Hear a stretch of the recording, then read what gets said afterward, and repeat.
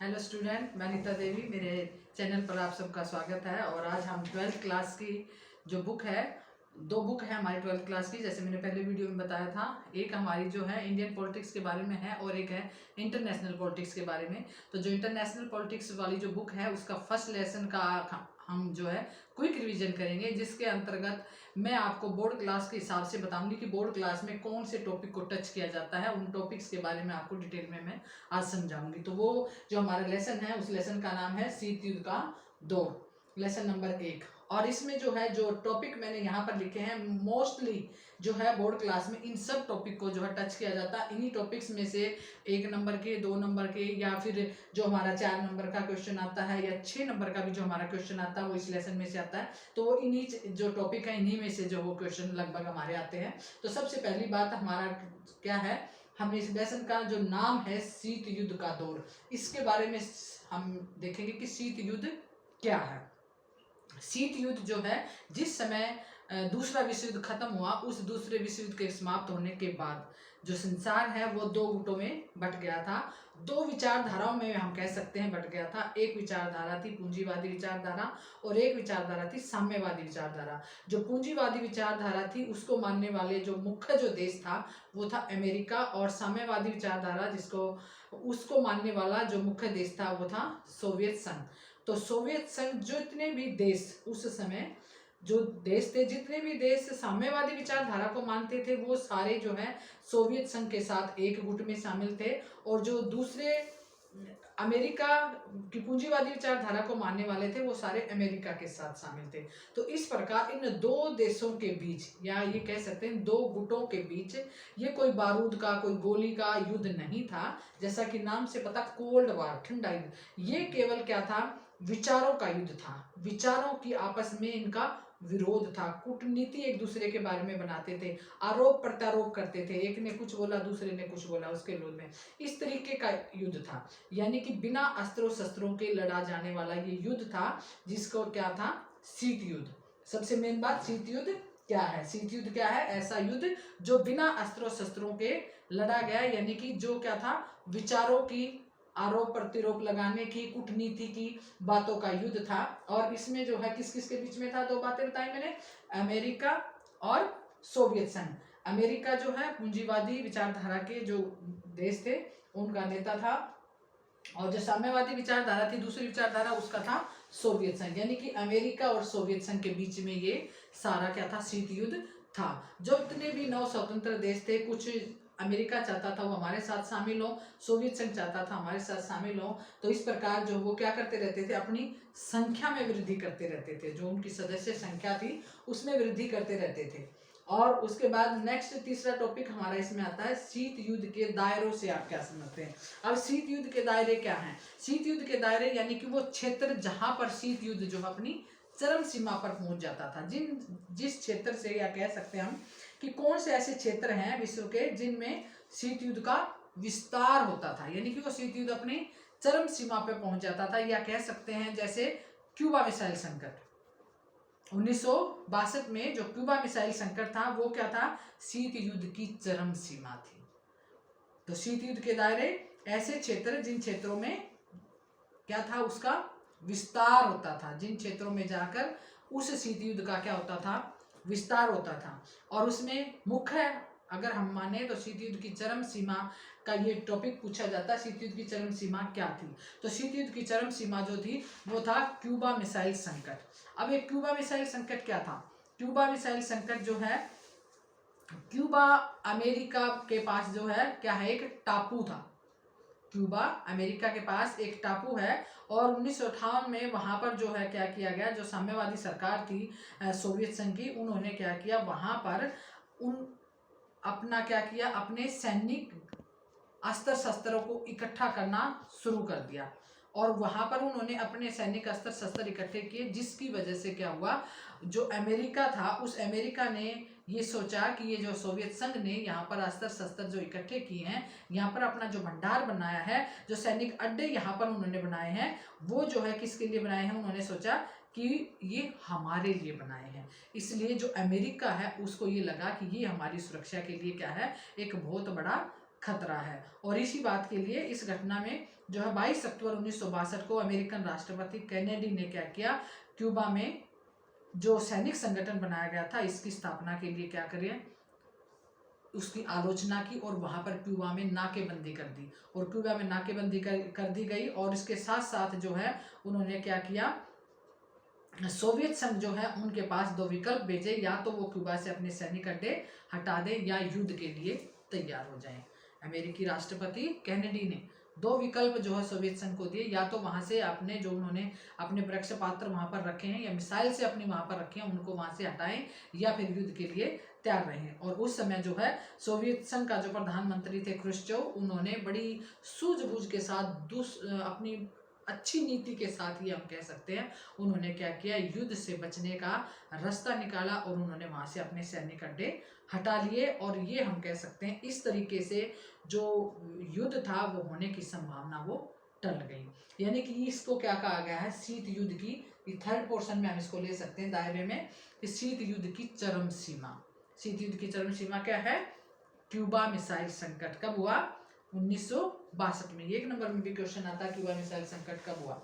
Next हमारा इसमें topic बनता है हमारा शीत युद्ध के क्या कारण थे। जो हमारे ये शीत युद्ध जो दो गुटों के बीच शुरू हुआ, या कह सकते हैं विश्व की दो महान शक्तियों के बीच शुरू हुआ, इसके कारण क्या थे।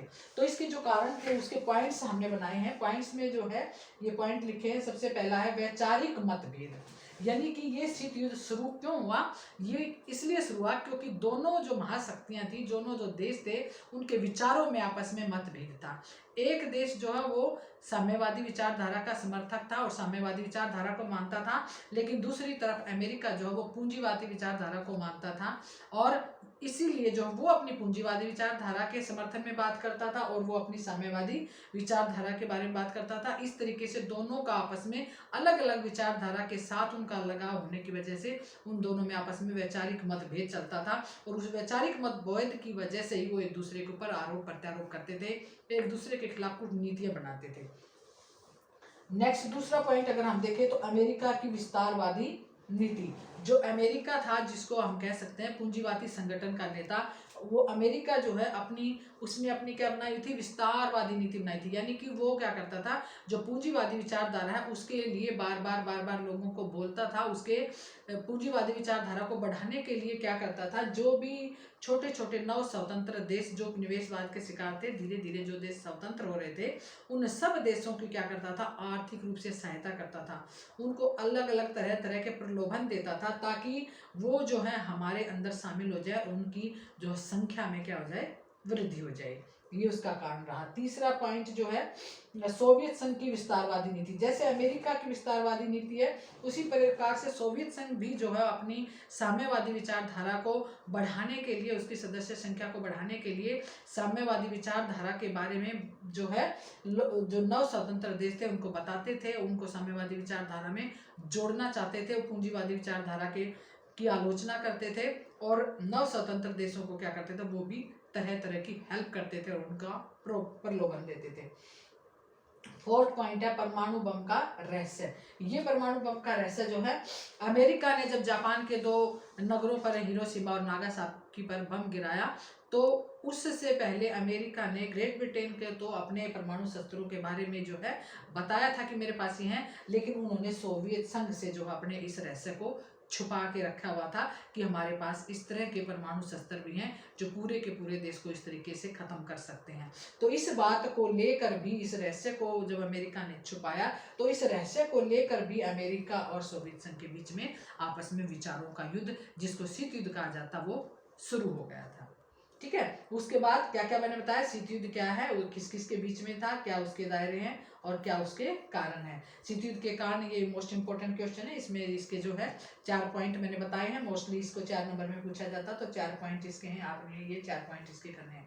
नेक्स्ट है 5वां टॉपिक इसी के अंदर, शीत युद्ध के परिणाम।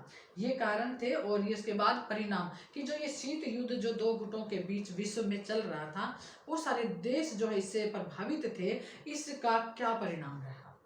तो इसके परिणाम के पॉइंट्स हमने लिखे, हम इनको देखेंगे। क्या है, सबसे पहला है द्विध्रुवीय व्यवस्था। यानी कि जब से शीत युद्ध शुरू हुआ, इसका परिणाम क्या हुआ कि पूरा विश्व जो है 2 ध्रुव में बट गया। एक ध्रुव पूंजीवादी विचारधारा का और दूसरा ध्रुव साम्यवादी विचारधारा का। अब जो है संसार में दो ही ध्रुव विश्व में दिखाई देते थे, एक पूंजीवादी और एक साम्यवादी। जो भी देश स्वतंत्र होते थे वो जो है दोनों अपने अपने अंदर उनको मिलाने के बारे में सोचते थे, उनसे बातचीत करते थे, उनकी सहायता करते थे। और वो देश कोई पूंजीवादी विचारधारा का जो मानने वाला था वो पूंजीवादी समर्थन गुट में शामिल हो जाता था, और जो साम्यवादी विचारधारा को मानने वाला था वो साम्यवादी में शामिल हो जाता था। इस तरीके से दोनों ध्रुव जो है, दोनों गुट भी ये कह सकते हैं, अपनी अपनी सदस्य संख्या में वृद्धि करने लगे। इसका परिणाम हुआ। दूसरा क्या है, शक्ति स्पर्धा। इसमें क्या है कि दोनों गुट अपनी अपनी शक्ति को बढ़ाने में लग गए। एक होड़ दोनों के अंदर लग गई कि दोनों ने ज्यादा से ज्यादा परमाणु शस्त्रों का निर्माण शुरू कर दिया, और दोनों अपनी शक्ति को, अपनी सदस्य संख्या को बढ़ाने में क्या हो गया, उनके अंदर एक स्पर्धा हो गई, कंपटीशन लग गया कि किसकी पावर ज्यादा है, किसकी नहीं है। तो अमेरिका अपनी पावर को बढ़ाने के लिए, अपनी सदस्य संख्या को बढ़ाने के लिए सब स्वतंत्र देशों को, जो नव स्वतंत्र देश थे, उनको बहुत सहायता करने लगा। इसी तरीके से जो है क्या कह सकते हैं, सोवियत संघ ने भी ऐसा ही किया। तीसरे नंबर पे आणविक हथियारों की होड़। साथ साथ जब ये शीत युद्ध था, इसका परिणाम क्या हुआ, ये विचारों का युद्ध था। कूटनीति एक दूसरे के लिए बनाते थे, आमने सामने गोली शस्त्र का युद्ध नहीं था, लेकिन फिर भी दोनों अपनी पावर को बढ़ाने के लिए, दोनों अपने आप को शक्तिशाली दिखाने के लिए क्या करते थे, इन्होंने आणविक हथियारों को बनाने की क्या लग गई, होड़ लग गई इनके अंदर। बहुत सारे और भी बहुत सारे देश थे, उन्होंने भी धीरे धीरे आणविक हथियारों की दौड़ में शामिल होने लगे। तो इस प्रकार विश्व में जो है शीत युद्ध के कारण आणविक हथियारों की होड़ शुरू हो गई। और फोर्थ पॉइंट है सैनिक गठबंधन तथा संधियां। शीत युद्ध के कारण ही जो है विश्व में सैनिक गठबंधन बनने लगे और संधियां, समझौते होने लगे। जो सोवियत संघ है, सोवियत संघ ने अपने साथी सदस्य देशों के साथ मिलकर वार्सा पैक्ट को बनाया, और जो अमेरिका गुट था यानी कि पूंजीवादी गुट था, उसने अपने जो साथी सदस्य देश थे उनके साथ मिलकर नाटो, सीटो, सेंटो, इन सब की क्या की, सैनिक गठबंधनों की शुरुआत की, और बहुत सारी संधियां तथा समझौते आपस में एक देश दूसरे देश के साथ करने लगा शीत युद्ध के बाद। अब इस लेसन में शीत युद्ध के पूरे टॉपिक को कवर किया गया है, और उसके साथ इसमें इस युद्ध में एक और टॉपिक को टच किया गया है, और वो है गुट निरपेक्षता, जो कि एक इम्पोर्टेंट टॉपिक है जिसको कई लेसन में दिया गया है। और उसके साथ साथ इस लेसन में भी, शीत युद्ध के लेसन में भी गुट निरपेक्षता के बारे में बताया है। तो आपको जो है गुट निरपेक्षता के बारे में भी पता होना बहुत जरूरी है कि गुट निरपेक्षता क्या है। जैसा मैंने अभी बताया कि शीत युद्ध कब था, 1945 से दूसरा विश्व युद्ध जब खत्म हुआ, उसके बाद से शीत युद्ध की शुरुआत मानी जाती है। तो गुट निरपेक्षता के बारे में अगर हम बातचीत करें तो गुट निरपेक्षता की शुरुआत जो है भारत की आज़ादी के बाद मानी जाती है। जब हमारा देश 1947 में स्वतंत्र हुआ तो उस समय शीत युद्ध का दौर था, यानी कि जो पूरा विश्व था वो दो गुटों में बटा हुआ था। आधे जो पूंजीवादी विचारधारा को मानने वाले जो देश थे वो सारे अमेरिकी गुट में शामिल थे, और जो साम्यवादी विचारधारा को मानने वाले देश थे वो सारे सोवियत संघ के गुट में शामिल थे। दोनों अलग अलग गुट थे, और दोनों देश क्या करते थे, अपनी सैनिक शक्ति को बढ़ाने के लिए, या अपनी शक्ति को बढ़ाने के लिए, या अपनी सदस्य संख्या को बढ़ाने के लिए जितने भी नव स्वतंत्र देश थे उनको अपने अंदर शामिल करना चाहते थे। और इसी तरीके से जब वो और देशों को शामिल करना चाहते थे, तो जब हमारा देश भी स्वतंत्र हुआ तो अमेरिका ने भी और सोवियत संघ ने भी कोशिश की कि वो अमेरिका गुट में शामिल हो जाए, और सोवियत संघ ने कोशिश की कि वो सोवियत गुट में शामिल हो जाए। लेकिन हमारे देश के प्रधानमंत्री उस समय श्री जवाहरलाल नेहरू ने बड़ी सूझबूझता के साथ हमारे देश की जो विदेश नीति थी उसका गठन किया, और हमारी विदेश नीति जो बनाई गई थी उसका सबसे मुख्य सिद्धांत ये गुट निरपेक्षता था। और जिसका अर्थ है कि उस समय, जिस समय हम स्वतंत्र हुए थे, उस समय विश्व में जो दो गुट थे, अमेरिकी गुट और सोवियत गुट, जिसके बारे में हम बात करते शीत युद्ध, उन दोनों गुट में से किसी भी गुट में शामिल न होकर अपने स्वतंत्र निर्णय देना, ये गुट निरपेक्षता है। गुट निरपेक्षता का अर्थ क्या है कि किसी भी सैन्य गुट में शामिल ना होकर क्या करना, किसी भी अंतर्राष्ट्रीय परिस्थिति में अपने क्या करना, स्वतंत्र रूप से निर्णय देना।